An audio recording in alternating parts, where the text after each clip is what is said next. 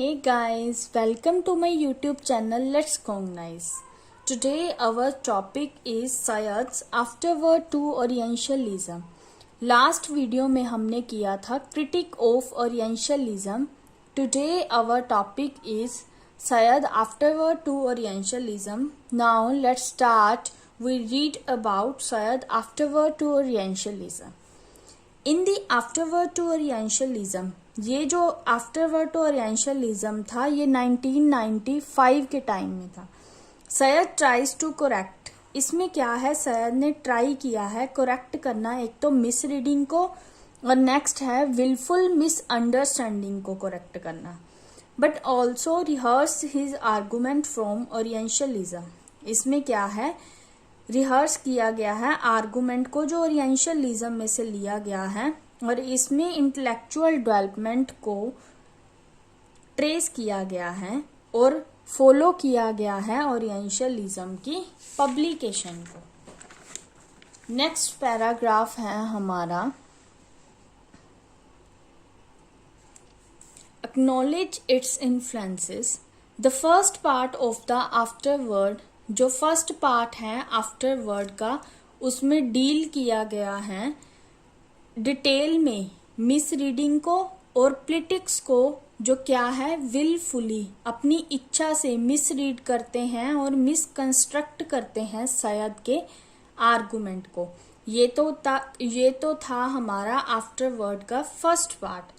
That section is not of much interest to us, but in the second section of the afterword Syed, second section है जो afterward का, उसमें सैयद ने trace किया है political developments को, ट्रेस किया है पॉलिटिकल डेवलपमेंट्स को दैट हैव, जिनको प्लेस दिया गया है ग्लोबली और किन की तरफ देखा गया है, स्कॉलरशिप और क्रिटिसिज्म की तरफ, that has followed in the wake of this changes.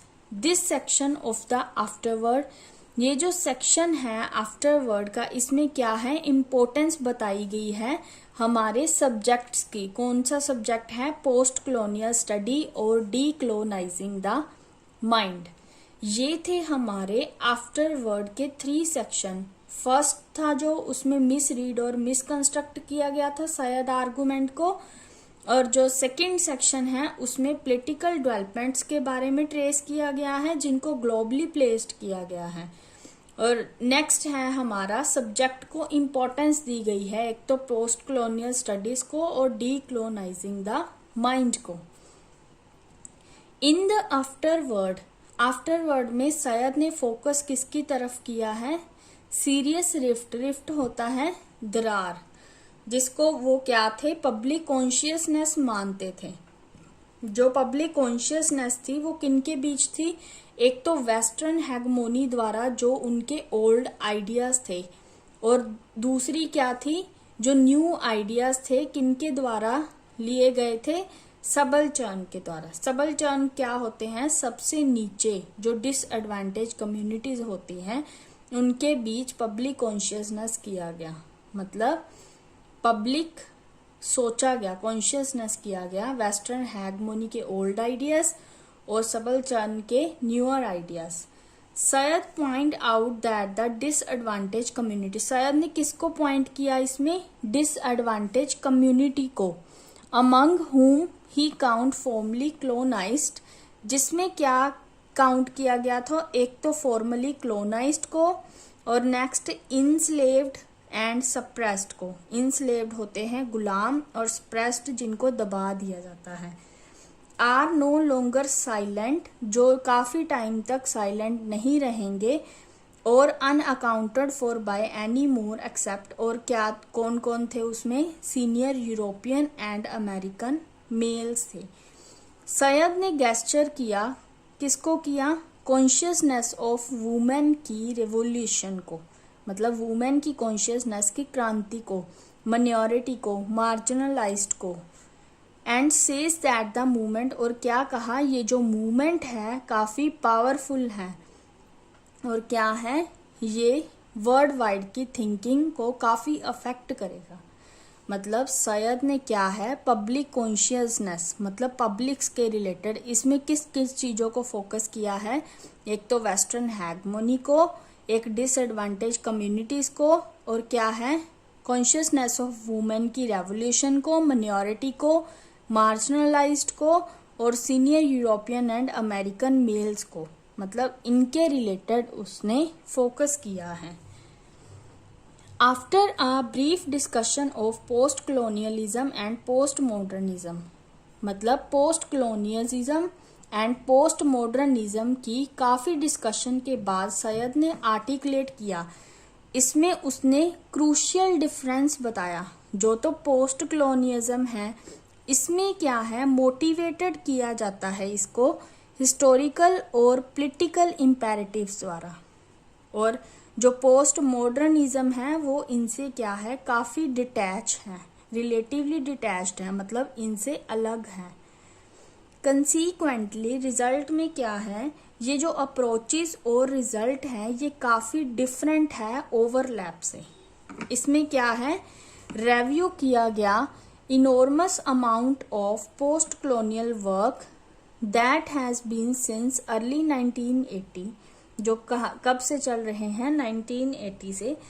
Syed ने क्या कहा, ये जो वर्क है इसमें ज्यादा इम्फेसिस, ज्यादा इफेक्ट किस पर देखा है, लोकल, रीजनल एंड कॉन्टिंजेंट पर। जो कनेक्शन है ये कहाँ से आता है, यूनिवर्सल सेट ऑफ कंसर्न से। इसमें क्या है हिस्ट्री और कल्चर के बारे में रिवीजन की गई है, और क्या है थ्योरेटिकल मॉडल और स्टाइल को काफी स्प्रेड किया गया है। ये जितने भी वर्क हैं क्रिटिक्स हैं इनके क्या है यूरोसेंट्रिसिज्म है और पैट्रियार्की है। यूरोसेंट्रिसिज्म क्या होता है, पक्षपात विचारधारा होती है। इसमें क्या है जैसे यूरोप है, यूरोप ने जो देखा वही करना, ये हो गया यूरोसेंट्रिसिज्म, मतलब जो उनको सही लगता है वो ही होगा। और पैट्रियार्की होता है पितृसात या पितृतंत्र। Said single out Indian subaltern study as the most remarkable in this field. इसमें सैयद ने क्या कहा है इनके बारे में, perhaps the most brilliant revisionist work was done not in the Middle East. ये जो ब्रिलियंट रिविजनिस्ट वर्क है ये मिडल ईस्ट में नहीं किए जाते, but in the field of Indology. Indology कौन सा फील्ड होता है, विचारधारा का। इसमें किसकी एडवेंट की गई, सबल्टर्न स्टडी की, मतलब जो नीचे लोग थे उनकी स्टडी।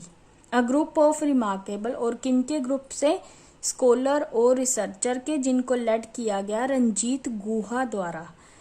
इनका एम हिस्टीरियोग्राफी की क्रांति से कम नहीं था, और इनका जो गोल था वो क्या था, बचाव करना था इंडियन हिस्ट्री की राइटिंग को।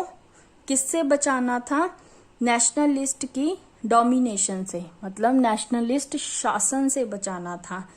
And restore to it the important of the urban poor and rural masses.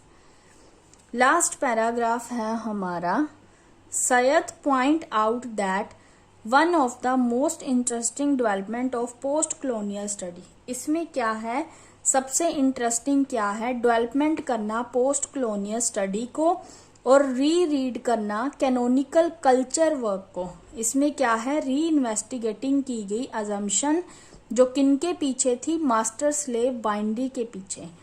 और सैयद ने क्या देखा, क्रिटिकल वर्क देखा पोस्ट कॉलोनियल फील्ड का, और इससे काफी इन्फ्लुएंस हुआ हमारा जो मौलिक लिटरेचर था, जो जिसके ऑथर्स कौन थे, रश्दी और वॉलकॉट। ओरिएंटलिज्म किसके बेस पर था, रीथिंकिंग के बेस पर था। और इसमें जो सेंचुरीज थी वो अनब्रिजेबल थी, और चाजम था किसके बीच, ईस्ट और वेस्ट के बीच, मतलब मेन और ईस्ट और वेस्ट के बीच डिफरेंस दिखाया है ओरिएंटलिज्म में। और क्या है चैलेंज किया गया नोशन को, और डिफरेंस दिखाया गया हॉस्टिलिटी में। और होल जो पूरी नॉलेज है वो क्या करती है, चीजों को बनाती है। ये था हमारा टॉपिक। आई होप आपको ये टॉपिक अच्छे से समझ आ गया। ये थी हमारी ओरिएंटलिज्म एंड आफ्टर की लास्ट वीडियो। आई होप आपको ये वीडियो अच्छा लगा। इस पूरे चैप्टर का जो मेन मोटिव है वो ओरिएंटलिज्म के बारे में है। इसमें क्या है, एक तो फुकोल्ट नोशन ऑफ डिस्कोरस को यूज किया गया था और स्ट्रक्चर और फील्ड बताई गई ओरिएंटलिज्म की। सैयद ने किस चीज को आर्गू किया इसमें, ओरिएंटलिज्म की एग्जामिनेशन को, मतलब एग्जामिनिंग को, और सिस्टमेटिक डिसिप्लिन को। इसमें क्या है, यूरोपियन कल्चर को अंडरस्टैंड किया गया, अकेला उसे मैनेज ही नहीं किया गया बल्कि उसे प्रोड्यूस किया गया, पॉलिटिकली, सोशोलॉजिकली, मिलिट्रिकली और आइडियोलॉजिकली, साइंटिफिकली, इमेजिनेटिवली।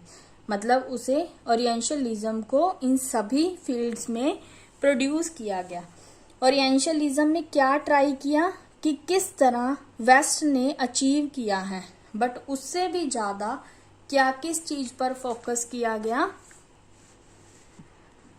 उससे भी ज्यादा फोकस किया गया कि किस तरह यूरोप ने स्ट्रेंथ और आइडेंटिटी गेन की है।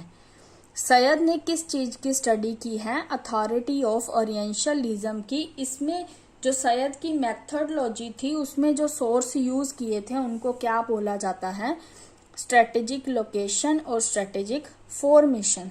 सैयद था जो ओरिएंटलिज्म के भीतर छुपे झूठ में इंटरेस्ट नहीं रखता था, वो किस में इंटरेस्ट रखता था, टेक्स्ट की एक्सटीरियरिटी में। और किस पर फोकस दिया गया उसमें, सैयद के कुछ फ्लॉज भी थे, वो क्या थे, पोस्ट कॉलोनियल स्टडी के रिलेटेड थे, पर उसने पोस्ट कॉलोनियल स्टडी के एरिया को भी ओपन किया। ये थे इसके main point related to Orientalism. इसमें कुछ इम्पोर्टेंट क्वेश्चन है, जैसे how does Said define Orientalism, why does he offer more than one definition. ये जो क्वेश्चन है आप मेरी फर्स्ट वीडियो में देख सकते हो, आपको क्लियर हो जाएगा कि किस तरह ओरिएंटलिज्म को डिफाइन किया गया। नेक्स्ट इम्पॉर्टेंट क्वेश्चन है, how does Syed disguise between pure and political knowledge. Pure और पॉलिटिकल नॉलेज में डिफरेंस हमने किया था सेकेंड वीडियो में, जो मेरी वीडियो है फंक्शनिंग ऑफ द ओरिएंटलिज्म, आप उसमें देख सकते हो। What are the salient feature of Said methodology. Salient feature बताने हैं सैयद मेथडोलॉजी के, ये है हमारी थर्ड वीडियो। और नेक्स्ट है हमारी ग्लोसरी, इसमें कुछ मीनिंग्स दिए हुए हैं इम्पोर्टेंट। जैसे फर्स्ट है डिस्कोरस।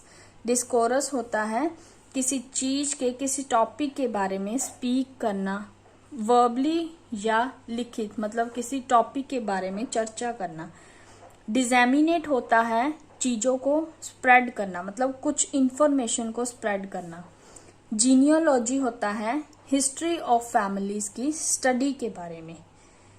होमोजिनाइज होता है सेम काइंड, मतलब एलिमेंट्स की सेम काइंड जो होमोजीनियस बनाए।